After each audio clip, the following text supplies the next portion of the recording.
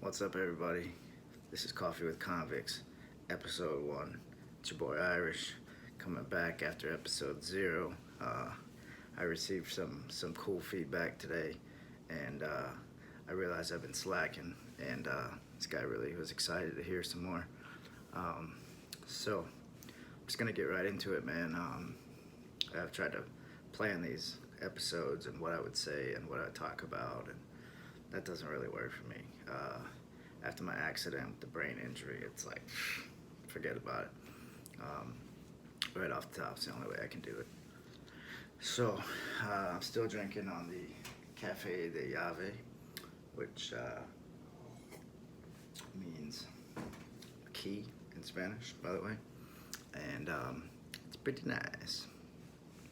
Anyhow, episode 1, I am just going to try to do a brief synopsis of my life and what led me to prison in the first place.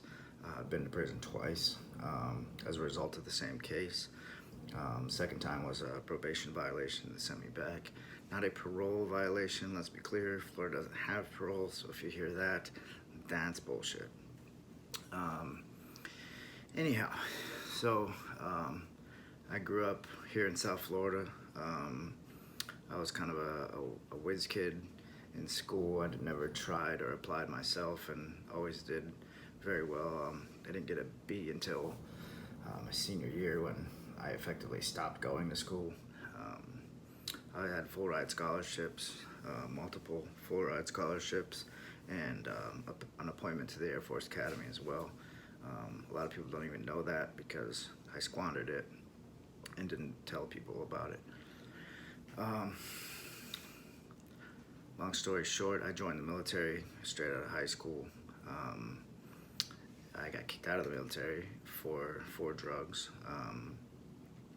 and dove headfirst back into the streets, which I got a taste of at a young age.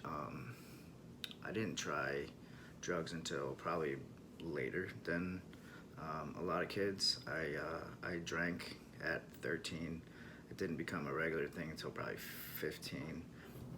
Marijuana use came at 16, and then by the time I was 17, I tried everything under the sun besides maybe heroin and I think ketamine or something exotic, and LSD. But within that year, I had basically done everything. Addiction didn't catch up with me until after the military. I'd gotten into drug sales at a young age because I didn't have any money to buy pot and buy other things.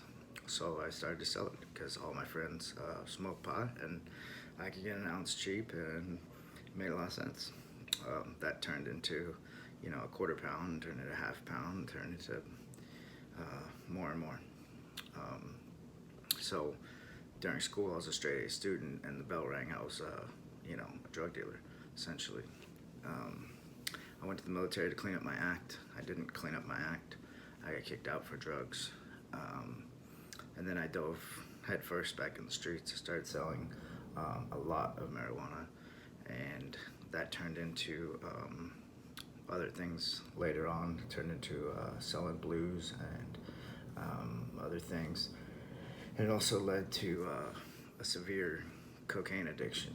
I was a heavy drinker all through this time and had a pocket full of money and an affinity for cocaine. Looking back, it probably just allowed me to drink even more, but I was a heavy coke user. But I was able to quit a couple different times, cold turkey, and kind of walk away from it until it turned into a crack addiction. And that stuff will take your soul away. In fact, it's like when you're breathing out a hit of crack, you're just watching your own soul leave your body and get filled with demons instead. In 2009, I was caught and convicted on 22 felony charges. To be fair, 20 of those 22 were actually my co-defendant, but I was involved in what he was doing to some degree, or at least I had knowledge of what he was doing. He was doing a lot of burglaries, and I was selling the stolen property, essentially. So, long story short, I was sentenced to 40 months of state prison, followed by 4 years of probation. On that first trip, I went to South Florida Reception Center. Then I went to Hendry Correctional, which was a wild place. Went to Hendry Work Camp. They're shut down now for various reasons. From there, I went to Central Florida Reception Center, to Orlando Bridges, which is a private prison facility, drug program, and work release. And I have stories from all of these places that I intend to make into episodes very soon. Just trying to give kind of a recap. I got out in 2012. I gave up the street life and the drug use, but I never gave up the bottle. I got back into alcohol pretty heavily, had a bad car accident, one that I really shouldn't have survived in 2013, and that took me back to prison for another 2 years.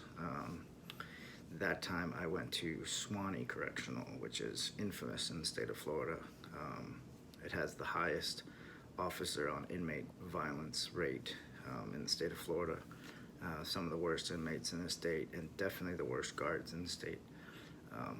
My stories from Swanee, my own friends barely believe. People are in shock if they believe, and otherwise they don't believe, because it would shake their whole paradigm of what prisons are and what's going on inside of them. So I fully intend on getting all of that out. I'm gonna make each one of these stories a separate episode. I just thought I would touch base with you guys, give you a real quick recap over a synopsis of what happened to me, where I went, and where I'm speaking from. So this is episode 1. I don't know if I'll actually publish this, because I just did it first time off the cuff, and it's probably not that good. We'll see. Later.